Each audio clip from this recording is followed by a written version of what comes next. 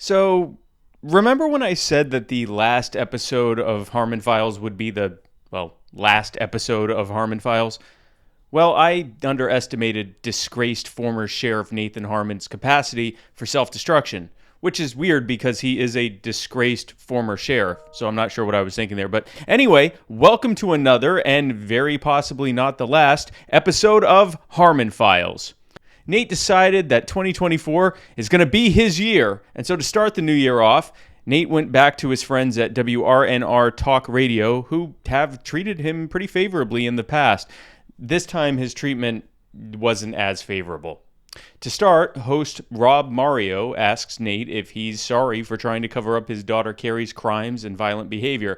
Nate sort of says yes, and then proceeds to say whatever this meant. Yes. And I'll put it this way.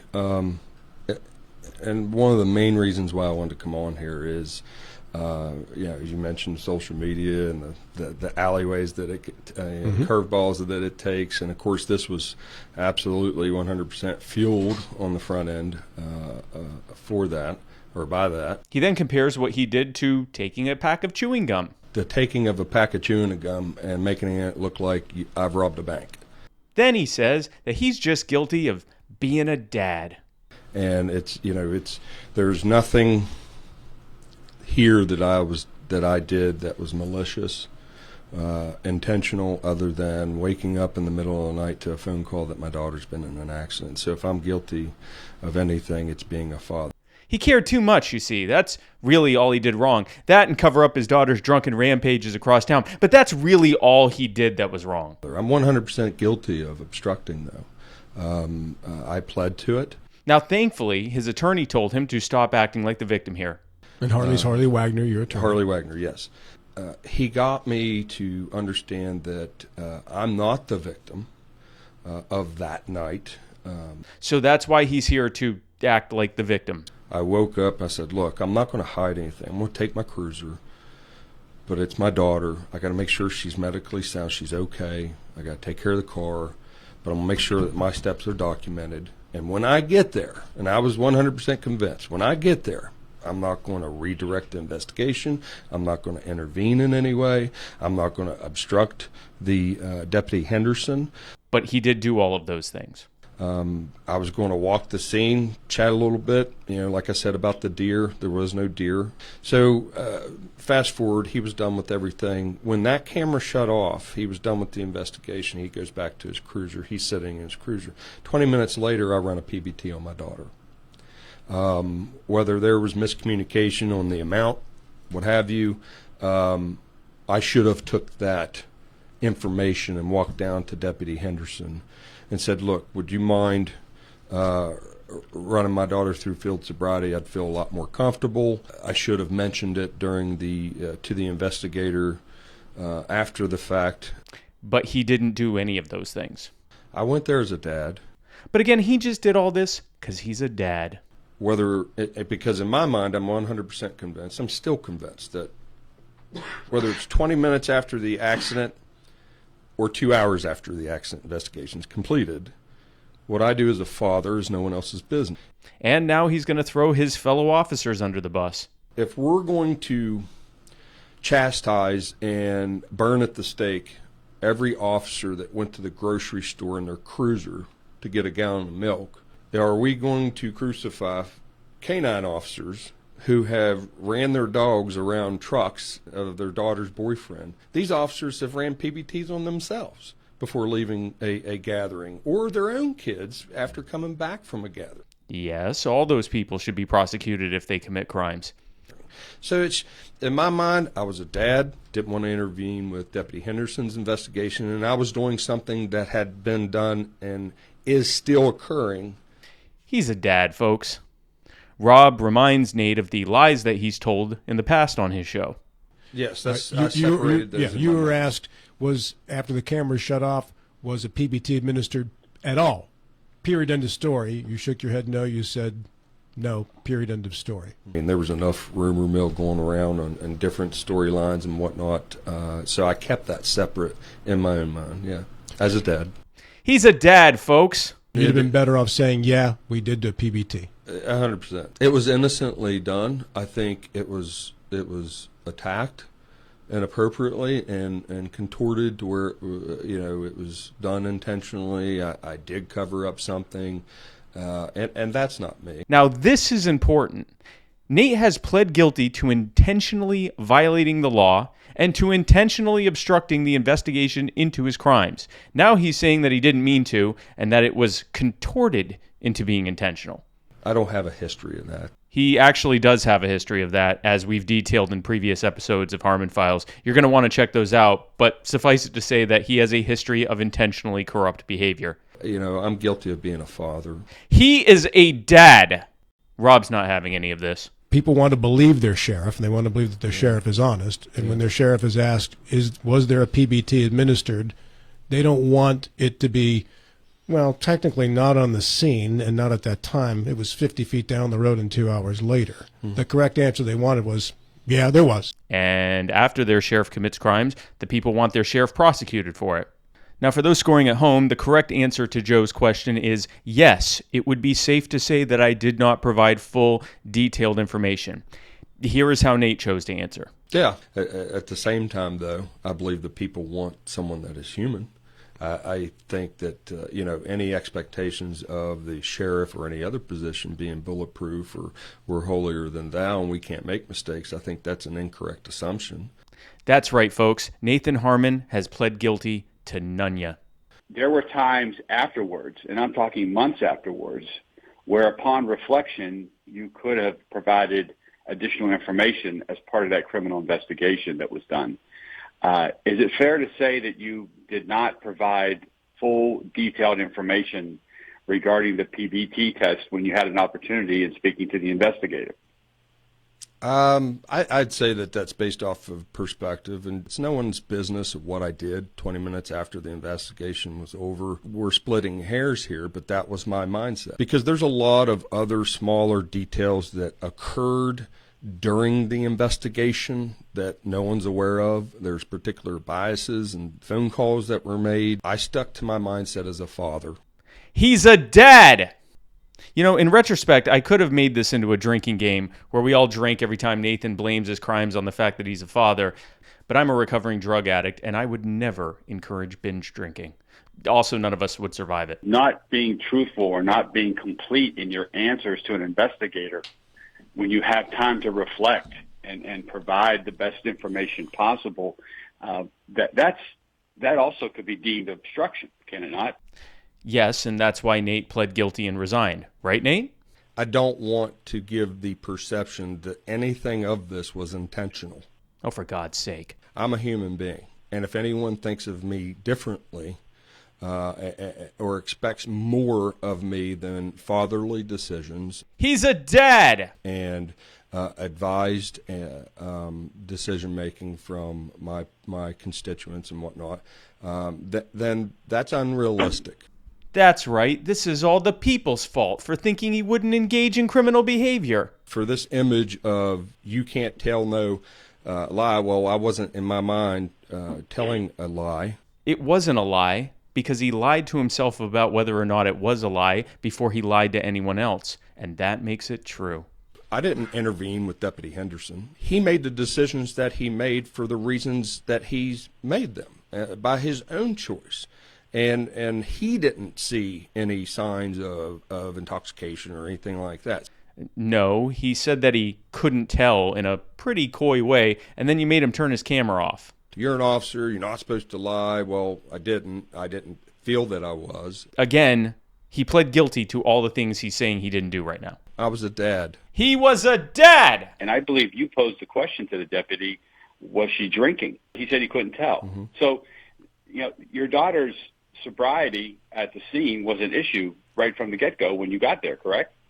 How was it an issue? It's an issue because you just lied about it. I've arrested plenty of DUIs. I didn't see any levels of intoxication and no slurred speech. And when I walked up to her, I didn't smell alcohol. I didn't see bloodshot eyes. So there was absolutely no reason for me to second-guess Deputy Henderson's statement of, I can't tell. Well, guess what? I couldn't either. which is why you would then breathalyze her so that you can tell. And now we're finding out that despite his previous lies that he never administered the test to her, he actually did. Okay, so you administered the PBT, and what were the results? It was over a .08. It was over the legal limit? It was over a .08. When you say .08, that's the legal limit, is it not? Yeah, I'm not that sure. I'm not. What .05 is something. What? This absolute clown just claimed that he's not sure what the legal limit is in West Virginia, the state where he's been both a state cop and a sheriff for many years. I've arrested plenty of DUIs.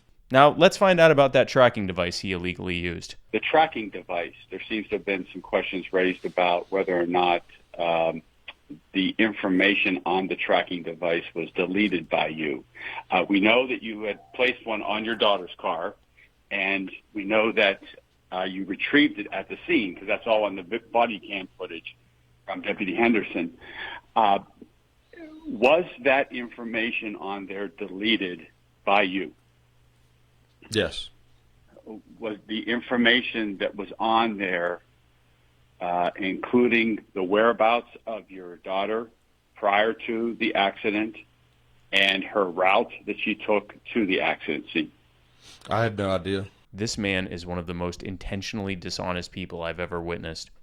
The reason that was on there was for an investigation that I can't go into detail on, but there was some information that was garnered and substantiated to move forward. He put a tracker on his daughter's car to investigate something, not to track his daughter. He can't talk about that investigation, of course. It must be a matter of national security. This guy is really incredible. It wasn't on there to keep tabs of my daughter's whereabouts, so I wanted to make sure she said she was going where said she was going. You literally just said that you weren't tracking her to check that she was going where she said she was going. You just said that.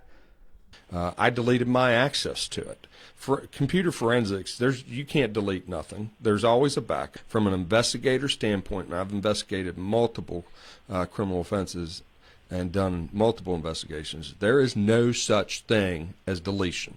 Knowing what I know about investigations, there's no hiding nothing. Yes, and that's why you were prosecuted and pled guilty to deleting the data on the tracking device. But anyway, let's find out about where Carrie was before the crash that night. Your daughter was at a bar for approximately 3 to 4 hours, and that she drove at a high rate of speed up a point to where the accident occurred. Would that information ordinarily be relevant for an investigation as to whether or not she was driving under the influence or recklessly? Well, how would it be relevant? What exactly can you prove other than she's been at an establishment? It proves that she was at a bar and then drove at a very high rate of speed before crashing. I had no idea where she went because I didn't go into the GPS and look at it. Then why did you delete it? I didn't find out until afterwards where she actually came from. That wasn't concerning to me. The speed, which was 68 miles an hour in a 45 mile an hour turn, is somewhat interesting to me. So was it intoxication? Was it speed? Was it a combination of both? Who knows? None of which could be proven because is the GPS calibrated? How is it calibrated to detect that speed? So how accurate is that GPS speed? It was accurate about the fact that she was at a bar, and combined with the breathalyzer that showed she was drunk, which you then kept to yourself. I don't know, man. I'm starting to think that Carrie may have crashed into someone's property because she was drunk, and then you may have covered it up. We could sit here and guess all day that she pounded 5 shots and drank 3, 22-ounce glasses of beer. But as far as being able to prove it, even as a father, Dad! as much as I want to, I can't. You can prove it because you breathalyzed her, and it showed she was drunk, and because the tracker showed she was at a bar. Again, folks, remember that this man has pled guilty to all of this. He resigned in disgrace because of all of this. Why is he now trying to claim that this is all just some big misunderstanding? At this point, Bill, the co-host, has heard enough. I think in the case of a sheriff and a judge. You folks are held on a higher standard than anyone else. If we do not have faith in our sheriff, if we do not have faith in our judges, then where are we as a country? You're very articulate. You're very eloquent. You're also very evasive in your answer. You, as elected sheriff, we have to depend upon your answers being truthful. Yet you have not given us that strong sense that we can believe you, Nate, and that's what bothers me more than anything else. Well, everybody has their right to their own opinion. I definitely wouldn't. And your opinion is that Bill is right. That's why you pled guilty and resigned in disgrace. You can use the word evasive if you'd like, but I don't live my life based off other people's thoughts or opinions about me. I speak what I feel to be truthful. If you had tried to be evasive that night, been one thing. I could have been caught up on the emotionalism. But 3 weeks later, not bringing this to light, I think is where I have a problem. I disagree with you because regardless of who owns what position or stands in what position, does not make them less human and or not culpable for mistakes or decisions that it did not dawn on me that I was making mistakes until Harley discussed it. It's not about dishonesty. It's not about evasiveness as much as it was a mindset of a dad. He is a dad! Now, Nate has some very big thoughts about the local government's attempt to remove him before he resigned in disgrace. There's absolutely no validity to that 8 other things that Mrs. Delegati decided to add to that.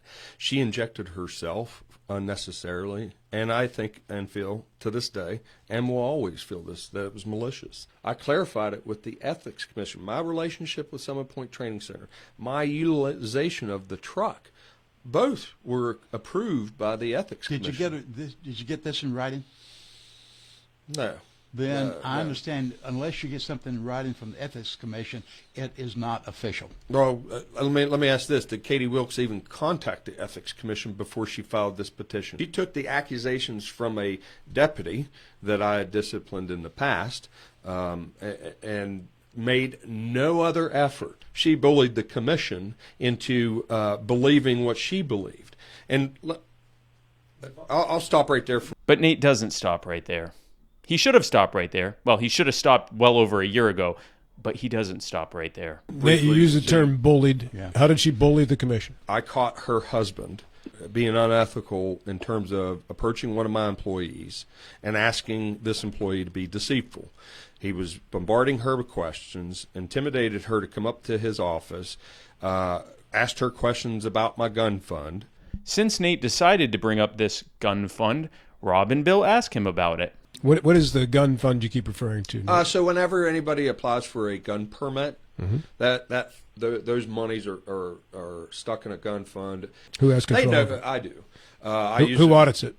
The auditor, state auditor. Yeah, you should have stopped back when you said you should have stopped. I've also heard it was used, and one of the problems it was used for a golf tournament to fund the entrance fee for you and some of your colleagues. Was that true? I don't know of anything like that. I'm pretty sure Nate just helped open another investigation into criminal activity right there. And now they ask Nate about the Summit Point scandal. We talk about the Summit Point employment.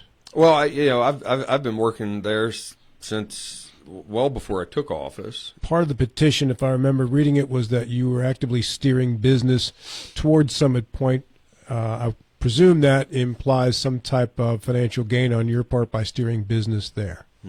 Keep in mind, a big part of what triggered the investigation into Nate's crimes was his behavior when asked about it in interviews. And even though he knows that, this man has such an ego that he couldn't help but go on the air and possibly subject himself to even more investigation and prosecution. No, someone needs to define with specific clarity, and I hope Mrs. Delegati does. And the quote she made in here that I spent $64,000. Well, we had over 6 classes, and each one cost $9,500. So over the course of 3 years, having 6 classes, yeah, I spent $64,000. Are these vendors bid, and are they awarded with the best bid? How's it done? What's the mechanism for going to certain No, places? the training's not bid. Matter of fact, when I was sitting in front of the commission arguing this petition with this 6-page rebuttal, as I was speaking to them, Summit Point donated a $1,000 a day range for our annual pistol qualification. The issue is because you were employed there.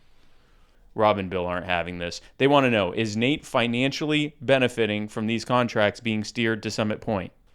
Are you financially benefiting from steering contracts there? No, as I explained to the Ethics Commission, and But you have no written approval from the Ethics I Commission, spoke correct? with an attorney, Andrew. I'd have to look at my notes. I have his name. I have a call log. But do you financially benefit when you send business to Summit Point as a person who works there?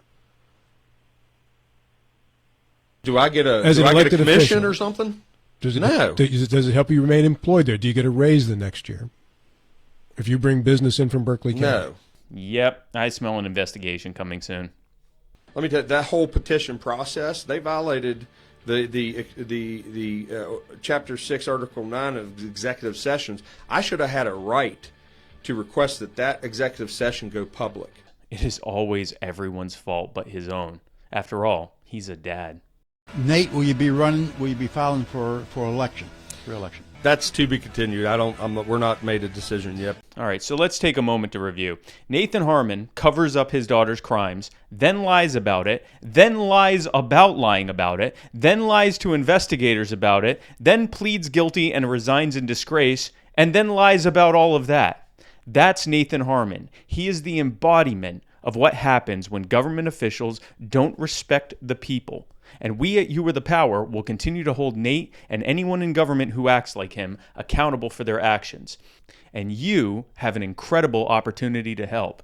Thanks to a very generous donor who is matching every dollar you donate to You Are the Power 2-to-1. Any amount you give this month will be worth triple what you gave. Your money goes directly to finding and holding accountable corrupt government officials across the country and helping people who are being harmed by their local governments get the respect and justice they deserve. Just go to youarethepower.net/donate and give today. And now you can follow You Are the Power on our brand new TikTok channel. We're at YATP Official. So be sure to follow us there for all the newest updates on what we're doing at You Are the Power. In the meantime, I have a feeling we're going to be hearing more from Nate in the near future. So stay tuned for an almost certain next episode of Harmon Files. See you then. Love y'all.